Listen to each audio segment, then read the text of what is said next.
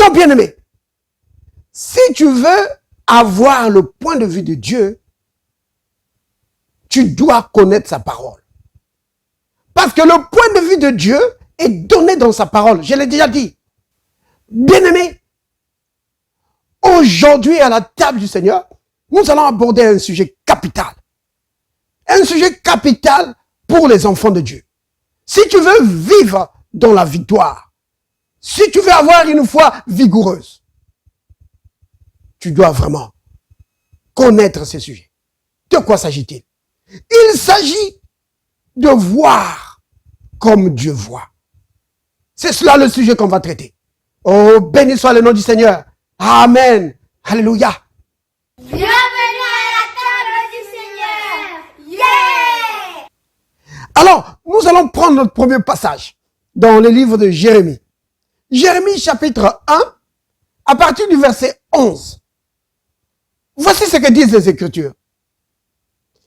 La parole de l'Éternel me fut adressée en ces mots. Que vois-tu, Jérémie? Que vois-tu? Je répondis, je vois une branche d'amandier. Et l'Éternel me dit, tu as bien vu, car je veille sur ma parole pour l'exécuter. Alléluia. Vous voyez, Dieu demande à un homme, il dit, qu'est-ce que tu vois? Quand toi tu regardes, qu'est-ce que tu es en train de voir? Jérémie dit, je vois un amandier. Dieu dit, tu as bien vu, Jérémie. Tu as bien vu. Pourquoi il lui dit ça? Parce que Jérémie voit exactement ce que Dieu voit. Vous voyez? Quand tu vois comme Dieu voit, alors tu vois bien. Et Dieu dit, tu as bien vu, tu as bien vu. Mais quand tu regardes et que tu vois comme voit le monde, comme voient les hommes, comme voient les scientifiques, oh, si ce que voient les scientifiques, c'est conforme à ce que Dieu dit, alors c'est correct. Mais si ça contredit ce que Dieu dit, alors tu n'as pas bien vu. Vous voyez? Tu dois voir comme Dieu voit. C'est vraiment capital, bien-aimé. Quand tu vois comme Dieu voit, alors tu as bien vu. Dieu dit à son serviteur, il dit, Jérémie, tu as bien vu. Oh, béni soit le nom du Seigneur. Bien-aimé, il faut comprendre que si tu veux vivre une vie de victoire, il faut que tu alignes ta vision. Il faut que tu vois comme Dieu voit. Oui, il faut que vraiment tu puisses prendre le point de vue de Dieu et t'aligner là-dessus. Si tu ne vois pas les choses comme Dieu les voit, alors Dieu te dit, tu n'as pas bien vu. Tu n'as pas bien vu. Oh, bien-aimé, le point de vue de Dieu nous est donné dans sa parole. C'est vraiment capital. Et tu dois donc voir comme Dieu voit. C'est vraiment important, bien-aimé. Parce que si tu vois comme le monde voit, comme les hommes voient, oh, bien-aimé, ça va paralyser ta foi. Oui, si ta vue, c'est seulement conforme à la vue des hommes, tu ne pourras pas aller loin avec ça. Tu ne pourras pas vivre une vie de victoire. Pourquoi? Parce que le point de vue des hommes est tout simplement charnel. Les hommes considèrent les choses que d'un point de vue physique. Oui, ce qu'ils peuvent voir de leurs yeux ou ce que peut leur témoigner leurs appareils. C'est tout. Mais ils ne peuvent pas sonder le domaine spirituel. Vous comprenez? Or, le point de vue de Dieu est spirituel. Vous voyez? Par exemple, quand il parle à Abraham, il dit à Abraham, voici, je t'ai fait père d'une multitude de nations. Ça, c'est le point de vue de Dieu. Mais d'un point de vue humain, c'était vraiment absurde. Cet homme qui était si âgé, Dieu lui dit, que de son point de vue, il était père d'une multitude. Du point de vue humain, ça ne tenait pas debout. Parce que Abraham n'avait pas d'enfant. Vous comprenez? Mais pour Dieu, c'était fait. Dieu n'a pas dit, je ferai de toi. Non, il n'a pas dit ça. Il dit, pour moi, tu es père d'une multitude de nations. C'est ça le point de vue de Dieu. Il appelle les choses qui ne sont pas comme si elles étaient déjà là. Pourquoi? Parce que pour lui, il n'y a pas de futur, il n'y a pas de passé. Tout est au présent. Tout est là devant sa face. Vous comprenez? C'est pourquoi lui ne parle pas au futur pour dire que non, non, pour lui c'est déjà fait. Il dit, pour moi, tu es père d'une multitude de nations. Maintenant, tu dois prendre cette vue-là de Dieu. Et c'est ce qu'Abraham a fait. C'est pourquoi la Bible dit qu'Abraham crut en Dieu. Qu'est-ce qu'il a cru? Il a cru ce que Dieu lui avait dit. Qu'il était père d'une multitude de nations. Même s'il n'avait pas encore d'enfant. Même s'il était déjà avancé en âge. Que même sa femme, Sarah, ne pouvait pas donner d'enfant. Parce qu'elle avait dépassé la ménopause depuis longtemps. Mais Abraham a pris ce point de vue de Dieu. Il a cru ça. Il dit, oui, je suis père d'une multitude de nations. Vous comprenez? Et c'est ça qui lui a donné la victoire. C'est pourquoi la Bible dit, espérons contre toute espérance. Voilà encore le point de vue de Dieu. Oui. Là où il n'y a pas vraiment une seule raison d'espérer, Abraham trouve quand même une raison d'espérer. Pourquoi? Parce qu'il avait le point de vue de Dieu. Dieu lui a dit, tu es père d'une multitude. Alors ça règle tout. Il dit, alors, si Dieu l'a dit, alors c'est ce que je suis. Je prends son point de vue. Le médecin de famille a pu dire, mais Abraham, sois raisonnable. Tu es avancé en âge. Ta femme aussi. Non, c'est pas possible. Abandonnez ça. Oubliez ça, Abraham. Vivez votre vie, parce que bientôt vous allez mourir. Oubliez ça, Abraham. Ne vous nourrissez pas de faux espoirs. Non. Vous voyez? Il a pris le point de vue de Dieu. Il a cru cela. Et il a vaincu. Alléluia. Tu ne peux pas vaincre, tu ne peux pas vivre une vie de victoire si tu vis seulement avec le point de vue des hommes. Vous voulez un exemple? C'est le point de vue de Thomas. Regardez Thomas. Qu'est-ce qu'il a dit? Si moi-même je dois voir et je dois toucher, je dois mettre mon doigt là dans ses plaies, je dois toucher son côté. C'est le point de vue humain. Vous voyez? C'est comme ça. Il faut qu'il puisse tester ça. Non. Qu'est-ce que le Seigneur lui a dit? Il dit, Thomas, parce que tu m'as vu, tu as cru. Vous voyez? Et il lui dit, ne sois pas incrédule, mais crois. Vous comprenez, bien aimé? Le point de vue humain, le point de vue des hommes va paralyser ta foi. Pourquoi? Parce que souvent, c'est rempli de scepticisme, c'est rempli d'incrédulité, c'est rempli vraiment de doute. C'est ça que ça alimente. Des raisonnements. Et ça paralyse ta foi. Tu ne peux pas opérer dans la foi. Tu ne peux pas avoir une foi vigoureuse si tu ne fais que t'appuyer sur le point de vue des hommes. Tu dois prendre le point de vue de Dieu. Alléluia. Béni soit le nom du Seigneur. Bien-aimés, regardez par exemple les enfants d'Israël. Quand ils sont sortis d'Égypte, alors qu'ils étaient devant la mer Rouge, quand ils voyaient la mer Rouge, c'était pour eux un obstacle infranchissable. Mais du point de vue de Dieu, ce n'était pas un obstacle infranchissable, bien-aimés. Vous comprenez? Quand ils voyaient Pharaon, ils voyaient la mort. Mais Dieu n'avait pas prévu ça pour eux. Dieu n'avait pas dit, vous sortez d'Égypte et Pharaon vous attrape et vous tue. Dieu n'a pas dit ça. C'est n'était pas le point de vue de Dieu.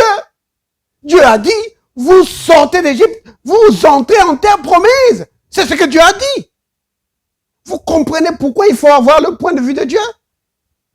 Mais le peuple marchait avec leur propre point de vue. Quand ils ont vu Pharaon venir, hey, c'est la mort. Quand ils ont vu l'obstacle, la mer rouge, infranchissable. Mais tout ça, Dieu savait très bien qu'il y avait la mer rouge, il le savait. Vous comprenez? On va lire dans Exode. Exode chapitre 14. À partir du verset 10, il est dit ceci. Pharaon approchait. Les enfants d'Israël levèrent les yeux. Et voici, les Égyptiens étaient en marche derrière eux. Et les enfants d'Israël eurent une grande frayeur et crièrent à l'Éternel. Et dirent à Moïse, n'y avait-il pas de sépulcre en Égypte sans qu'il y ait besoin de nous mener mourir au désert? Vous voyez ce qu'ils voyaient? Quand eux voyaient les pharaons venir, quand ils voyaient les Égyptiens venir, ils voyaient la mort. Mais est-ce que Dieu voyait la mort? Non, parce qu'il n'avait pas prévu ça pour eux. Vous comprenez? S'ils avaient vu le point de vue de Dieu, s'ils avaient le point de vue de Dieu, ils n'auraient pas tremblé devant Pharaon. Parce que Dieu avait dit, vous allez sortir et vous allez entrer dans la terre promise. C'était ça le plan de Dieu. Et c'était ça son point de vue. Ça veut dire quoi ça? Ça veut dire que pour Dieu, Pharaon c'était un homme battu. Son armée c'était une armée battue. Peu importe sa puissance, ils étaient battus. Alors si le peuple avait cette vision-là, il n'allait pas pleurer, il n'allait pas crier, il n'allait pas être dans la frayeur. C'est pourquoi c'est important d'avoir le point de vue de Dieu. Et le point de vue de Dieu est donné dans sa parole. C'est vraiment important, bien-aimés. Alors ils vont paniquer. Et Dieu va dire à Moïse, Moïse, pourquoi ce cri? Parle! Regardez ce que le Seigneur va dire à Moïse. L'Éternel dit à Moïse, verset 15, l'Éternel dit à Moïse, pourquoi ces cris? Parle aux enfants d'Israël et qu'ils marchent. Vous avez entendu ça? Dieu dit à Moïse, parle aux enfants d'Israël qu'ils marchent. Mais ils allaient marcher où? Ils allaient partir où? Il y avait Pharaon derrière. Et devant, c'était la mer. Dieu dit qu'ils marchent. Oh, marcher où? Dans l'eau. Quoi? Qu'ils entrent dans l'eau? Oui, qu'ils aillent dans l'eau. Pourquoi? Parce que pour Dieu, la mer rouge, c'était pas un obstacle infranchissable. C'est pourquoi il va dire ceci à Moïse. Il va dire, oh là là, il lui dit, lève ta verge et étends ta main sur la mer et fends-la. Et les enfants d'Israël entreront au milieu de la mer à sec. Waouh! Moïse n'avait pas pensé à ça. Il n'avait pas pensé à ça. Que le bâton qu'il tenait, qui avait apporté le jugement sur l'Égypte, pouvait aussi apporter le jugement sur la mer Rouge. Dieu lui dit, étends le bâton. Et la mer s'est ouverte. Oh, bien-aimé. Dieu dit à Moïse, Moïse donne le commandement qu'ils avancent. Mais il y a l'eau. Qu'ils avancent. L'eau va s'ouvrir. Vous voyez? C'était là le point de vue de Dieu. Donc, pour chaque obstacle, Dieu voyait simplement des opportunités pour manifester sa puissance, sa grâce et sa bonté envers son peuple. Oh, béni soit le nom du Seigneur. Vous comprenez? Si le peuple de Dieu peut avoir la même vision que Dieu, oh bien-aimé, si nous pouvons arriver à ça, que de marcher tout en ayant la vision de Dieu, le point de vue de Dieu, dans les situations de la vie, on va être imbattable. Oh oui, on va être imbattable. C'est comme les disciples dans la barque. Le Seigneur leur a dit, traversons, allons de l'autre côté. C'est ça qu'il a dit. C'est ce qu'il leur avait dit. Mais donc, quand ils étaient battus par le flot, ils ont dit, maître, ne t'inquiètes-tu pas que nous périssons? Il n'a pas dit ça. Il n'a pas dit, prenons la barque et on va, oh, je ne sais pas si on va arriver de l'autre côté. Mais bon, essayons quand même. Non, il n'a pas dit ça. Il a dit, on va traverser, on va aller de l'autre côté. Vous voyez? Il faut s'appuyer sur la parole du Seigneur. C'est vraiment capital d'avoir le point de vue de Dieu. Parce que si tu as le point de vue humain, si tu marches avec ce que toi tu comprends de la vie, l'expérience que tu as de la vie, ou ce qu'un tel spécialiste a de la vie ou de sa science, tu ne pourras pas marcher dans la foi. Tu vas marcher selon le raisonnement des hommes, tu vas marcher selon l'intelligence des hommes, mais pas selon la sagesse de Dieu. Parce que la sagesse de Dieu, c'est la parole. Vous comprenez, bien-aimés? Et quand tu prends la parole, ça édifie ta foi, ça fortifie ta foi. Oui. Mais le point de vue des hommes, oh là là, ça va lier ta foi. Tu ne pourras pas fonctionner dans la foi. Ce ne sera pas possible. Quand les situations vont venir, tu vas paniquer, comme ces gens ici ont paniqué. Ils voyaient la mort. Vous voyez? Le spécialiste va dire, mais monsieur, d'après les recherches que nous avons, que cette maladie génétique ne peut pas être traitée, monsieur. C'est une maladie génétique découverte dans telle région, alors c'est impossible de la traiter. Si tu t'arrêtes à ça, eh bien, ce que eux disent, c'est ça qui va t'arriver. Mais si tu quittes ça, tu dis, mais non, il y a la sagesse de Dieu. Il m'a donné l'épée de l'esprit. Et l'épée de l'esprit est capable de couper le lien génétique. Oui, tu coupes ça au nom de Jésus. Lien génétique ou pas, je coupe ça au nom de Jésus. Maladie génétique, pas chez moi. Je brise ton pouvoir sur ma vie, au nom de Jésus. Ah, c'est ça le point de vue de Dieu. Parce qu'il veut que tu sois en bonne santé et que tu prospères à tous égards, que tu réussisses dans tout ce que tu fais. C'est cela, le point de vue de Dieu. C'est vraiment important, bien-aimé. Alléluia. Oh, béni soit le nom du Seigneur. Béni soit le nom du Seigneur. Bien-aimé, regardez encore les mêmes enfants d'Israël. Cette fois-ci, on va le prendre à l'avant-dernière étape, avant d'entrer dans la terre promise. C'était l'avant-dernière étape et le terminus, c'était Canaan, la terre promise. Ils étaient donc là, à Kades Barnea. Alors, on va prendre dans Nombre, chapitre 13, à partir du verset 1 et 2. Voici ce que disent les Écritures. L'Éternel parla à Moïse et dit, envoie des hommes pour explorer le pays de Canaan que je donne aux enfants d'Israël. Vous entendez? Il a dit quoi? Qu'est-ce que Dieu a dit? Le pays de Canaan que je donne. Il ne dit pas le pays de Canaan que je compte donner. Je pense donner ça à Israël. S'ils sont obéissants, je vais leur donner ça. Je pense vous donner ça. Un jour, je vous donnerai.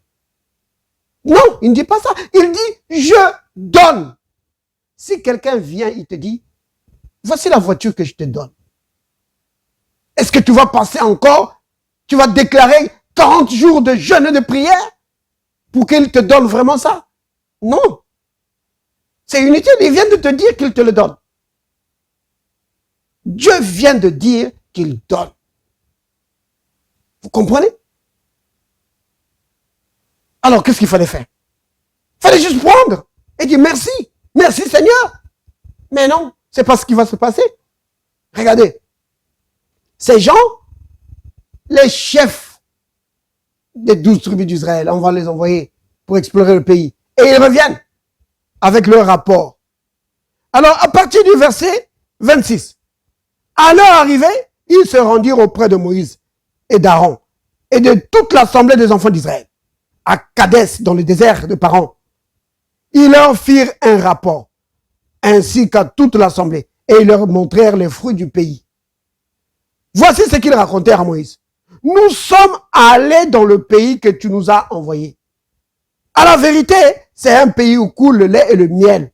Et en voici les fruits. Donc, le pays est vraiment comme Dieu a dit.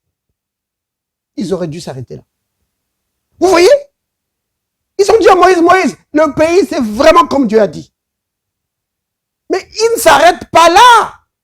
Qu'est-ce qu'ils vont faire? Ils vont maintenant donner le point de vue humain.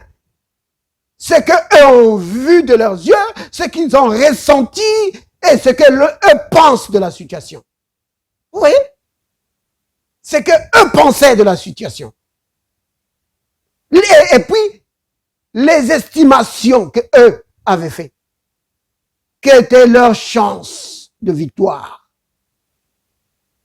Ils ont estimé ça. Les probabilités, ils ont calculé ça. Ils ont dit, mais non, on n'a aucune chance. Et ils voulaient, les experts dans la matière, voulaient donner un rapport à Moïse sur ça, sur la bataille. Ils ont déjà estimé l'issue de la bataille. Et pour eux, Israël n'avait aucune chance. Mais ça, c'était le point de vue humain. Ce n'était pas le point de vue de Dieu. Dieu n'a pas dit, vous quittez l'Égypte et vous venez mourir à Canaan. Non, il n'a pas dit ça. Il venait juste de dire à Moïse, le pays que je donne. Dieu connaissait tous les obstacles qui étaient dedans. Il connaissait. Cependant, il dit, je vous le donne. Peu importe qui était là, c'était un homme battu. Peu importe l'armée qui était là, c'était une armée battue. C'était comme ça. Et c'était ça le point de vue qu'ils auraient dû avoir. Mais non. Vous voyez, maintenant ils vont dire à Moïse. Il dit, mais le peuple, vous voyez, ils disent le pays est vraiment comme ça. Mais, quand ils ont dit le mais là, c'est fini. Ça annule tout. Mais le peuple qui habite ce pays est puissant. Qu'est-ce que ça peut faire? Pharaon n'était-il pas puissant? Oh. Et cependant, ils ont vaincu Pharaon. Mais ils l'ont vaincu comment? Avec Dieu. Oh, bien-aimé. Le peuple qui habite est puissant. Les villes sont fortifiées, très grandes. Nous y avons vu les enfants d'Anak. Vous voyez? Tout ça. Et à la fin, ils vont dire ceci. Regardez ce que Caleb va dire ici. Au verset 30. Caleb fit taire le peuple qui murmurait contre Moïse et dit, montons, emparons-nous du pays, nous y serons vainqueurs. Vous voyez, ça c'est quelqu'un qui avait développé la confiance dans l'Éternel tout au long du périple dans le désert. Il a vu ce que Dieu a fait en Égypte. Il a vu ce que Dieu a fait devant la mer Rouge. Il a vu ce que Dieu a fait devant les eaux de Mara. Il a développé la confiance dans le Seigneur. Et ça s'appelle quoi ça? La foi. Vous comprenez? Et les autres ici, malgré tout ce qu'ils avaient vu, leur foi n'avait pas grandi. C'est pourquoi ils avaient toujours le point de vue humain. Ils estimaient toujours les choses d'un point de vue purement humain. Ils ne considéraient jamais vraiment l'attribution de Dieu. Ils ne considéraient jamais le point de vue de Dieu. Mais c'était le peuple de Dieu. Et pendant qu'il parlait, la colonne de feu était au-dessus d'eux. La colonne de nuée était au-dessus d'eux. Vous voyez, bien aimé. Alors, ils ont dit ceci. Mais les hommes qui étaient allés avec Caleb dirent, nous ne pouvons pas monter contre ce peuple. Voilà. Ils ont dit, ils ne pourront pas. Pourquoi? Car il est plus fort que nous. Mais, depuis quand c'est eux? C'était depuis quand est-ce que leur force à eux comptait? Devant Pharaon, ils n'avaient aucune force. Mais Dieu leur a donné leur victoire. Devant la mer Rouge, ils n'avaient aucune force. Mais Dieu a donné la victoire. Vous voyez? Ils n'avaient pas considéré ce que Dieu pensait. Bien-aimé, peu importe la situation que tu affrontes, ne te mesure pas toi-même par rapport à la situation. Considère ce que Dieu est et ce que Dieu voit en toi. Quand Dieu te voit, il voit un vainqueur parce qu'il a mis le plus grand en toi. C'est qui ça? Le Saint-Esprit. Ne considère pas tes forces. Considère celui qui est en toi. Parce que lui, il est plus grand que toutes les situations que tu vas affronter. Vous comprenez, bien-aimé? C'est ça qui est important. Avoir le point de vue de Dieu. Voir les choses comme Dieu les voit. Quand Dieu voyait les Cananéens, il voyait des gens battus.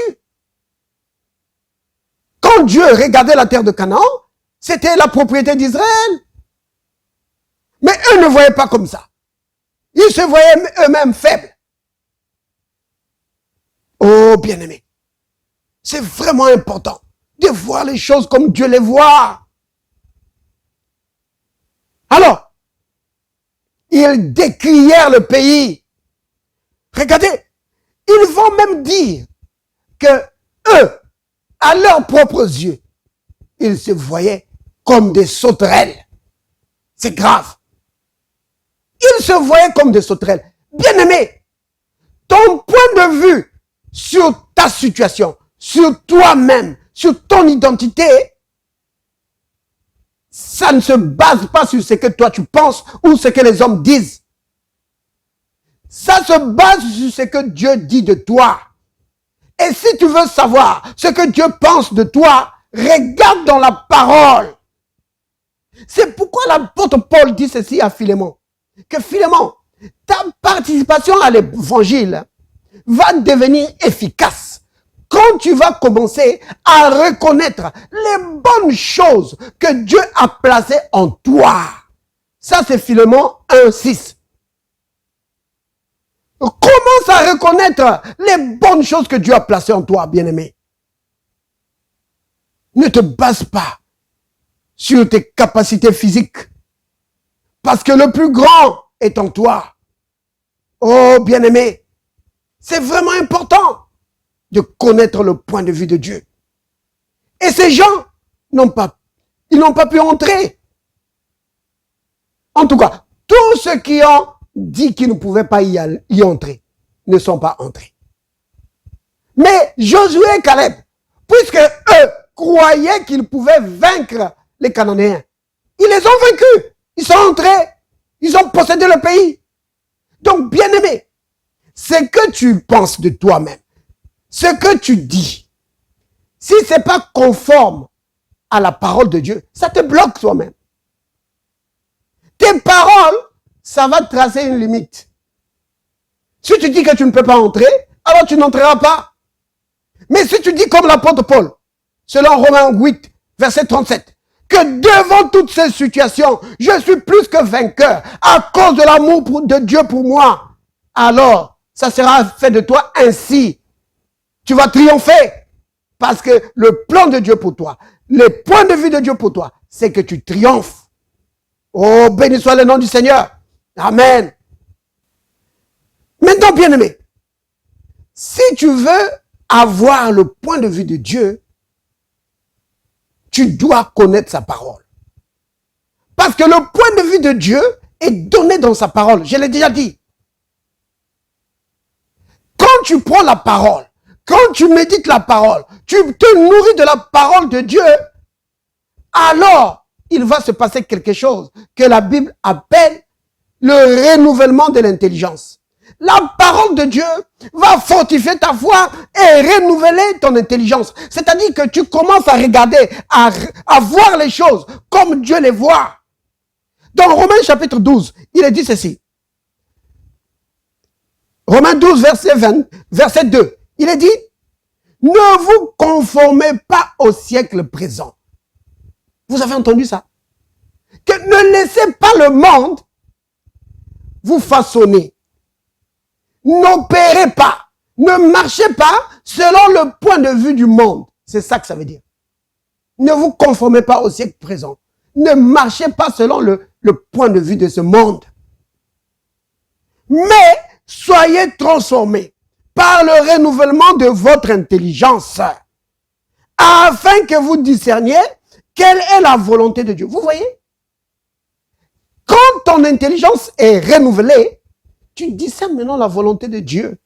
Dans chaque situation que tu affrontes, tu connais ce qu'est la volonté de Dieu. Alors tu agis conformément à la volonté de Dieu. Et tu vas triompher chaque fois. Tu comprends, bien-aimé?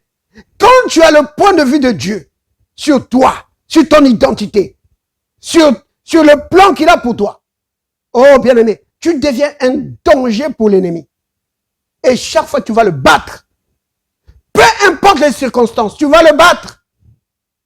Parce que tu sais que Dieu t'a appelé à une vie de victoire. Oui, Dieu t'a appelé à une vie de victoire sans fin. Oui. C'est pas moi qui dis ça. C'est l'apôtre Paul qui le dit. Que grâce soit rendue à Dieu, qui nous fait toujours triompher en Christ. En Christ, c'est le triomphe sans fin. C'est ça le plan de Dieu pour nous. Vous comprenez, bien aimé?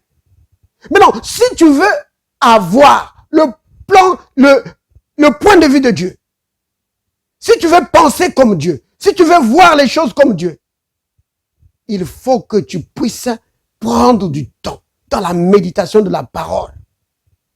Et la parole de Dieu va renouveler ton intelligence. Et tu vas opérer. En connaissant la volonté de Dieu et en marchant selon la volonté de Dieu. Ta foi sera complètement libérée des entraves et des raisonnements, des théories des hommes. Oh, béni soit le nom du Seigneur. Amen. Alléluia. Père saint, Père juste, Père miséricordieux, merci Père pour ta parole que tu m'as donnée.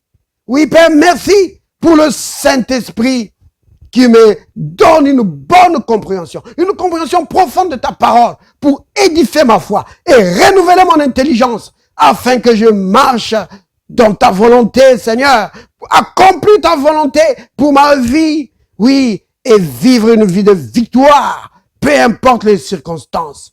Dans le nom de Jésus. Amen. Alléluia.